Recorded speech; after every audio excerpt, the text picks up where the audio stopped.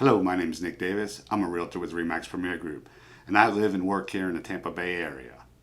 Today, we're going to discuss 9 ways to make your landscaping look good. You know curb appeal when you see a home. And if you're considering selling your home, you got to remember that when the potential buyer pulls up to your house, their first impression is going to be how the house looks from the outside. So the curb appeal and the landscaping go hand in hand and can make a difference in selling your home quicker. Whether you want to spruce up the front of your home for a quick sale, or inspire your family, or the neighborhood pride, here's 9 quick tips to spruce up your front yard. Number 1, lose the junk. You got to get everything out of the front yard. If you got cars in the front yard, old empty planter boxes, dead bushes, swing sets, get it all out of the front yard. You want your home to be inviting when people pull up in front of it. And even if you're not even going to sell your home, you just want it to be very appealing when someone pulls up in front of your house. Number 2, mow and nurture the lawn. The most obvious thing would be, you got to keep the front yard kept. You got to keep it mowed, because if you have a lot of green space in your front yard and the weeds look like trees, that's not going to be very appealing. You got to mow, edge, and then blow everything off. And yeah, sometimes it takes a little bit of time, but I'm telling you that little extra time in your front yard could net you more money when it comes time to sell. Number 3, spruce up the approach. Now, you want your home to be warm and inviting, and that walkway up to the front door needs to be free and clear of any kind of debris. You can even add pavers, a fountain, something that just is saying, come on in. And you got to pull the weeds from the walkway. And I know it's a pain. And what I'd like to share with you was, like, on Halloween night, I was standing out in front of the house, passing out candy because the dogs were barking every time someone came to the door. So we have a little brick paver sitting area off to the right of our front door. So I was sitting up there, and while it was still light out, I was going through the hedges and pulling all the little weeds out of there and stuff like that. So it doesn't take a lot of time. Now, if you don't do it for, say, 2-3 months, it could be a pretty daunting task. Number 4, focus on the front door. Remember, when people come up to your home, whether they're coming to visit or coming to see your home when it's for sale, they are going to come to the front door.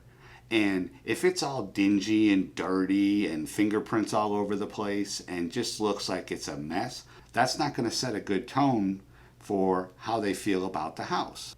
You can paint it or just even wash it down. And if you live in an HOA community, you'll probably need to check with your HOA or submit a request through, like in our neighborhood, it's called the Architectural Review Committee.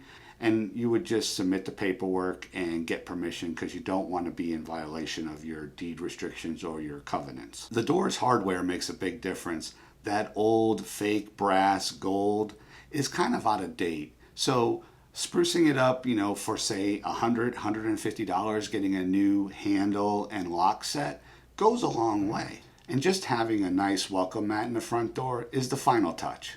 Number 5, prune the brushes and the trees. Now, Cindy will probably laugh if she sees this video, because I like to keep our palm trees carrot topped, or they call it hurricane, where they're very well trimmed up, and well, they're getting kind of tall, and so I have a 20-foot extension ladder that I use, and I'm up in there, and she tells me I'm going to fall off the ladder, and if I do, she's not going to help me. And she's just joking, of course, but, getting out there and keeping everything trim and looking good just says a lot about how people are going to feel about the rest of your house. And if you can, or, are afraid of heights, there's a lot of companies around that will come and they'll trim all your palm trees, your hedges, and your bushes for you on a quarterly or biannually schedule.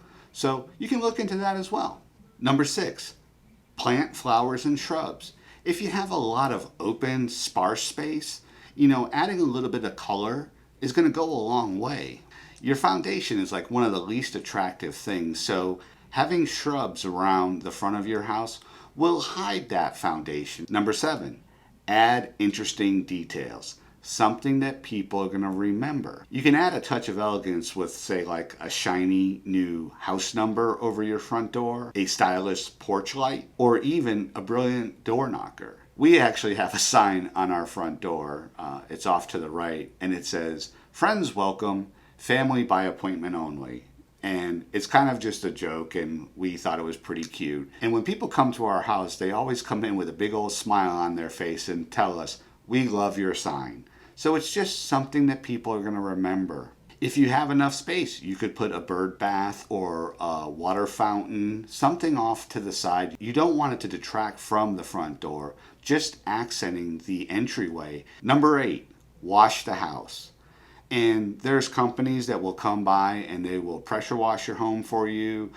You can purchase a pressure washer. You just got to be careful because you don't want to get too high of a pressure and blow all the paint off the house. You'll want to pay attention to the eaves and the fascia. A lot of times there'll be mud daubers or even spider webs, and they may have dead bugs in them. So getting that pressure washer out, once or twice a year and going around the outside of the house is not a bad thing. And if after you get done pressure washing and the house still looks kind of drab and dreary, it may be time to put a fresh coat of paint on your home, especially here in Florida with the heat, the sun, and all the extreme weather.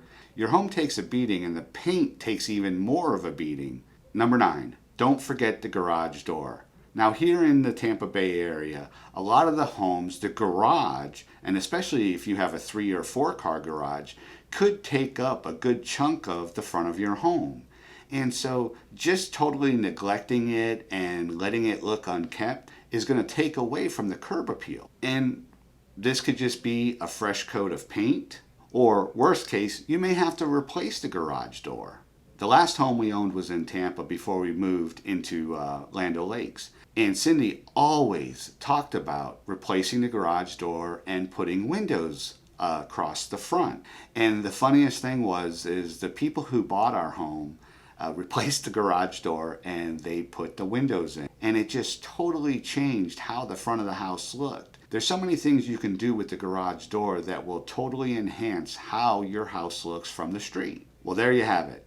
9 ways to make your landscaping look good and boost the curb appeal of your home. So if you're thinking about selling your home here in the Tampa Bay area and you'd like to discuss with us how we can put that sold sign in your front yard, give us a call, 813-300-7116. And do me a favor, go ahead and click the subscribe button with notifications turned on. This way, anytime we make a new video, you'll be notified immediately. Talk to you soon.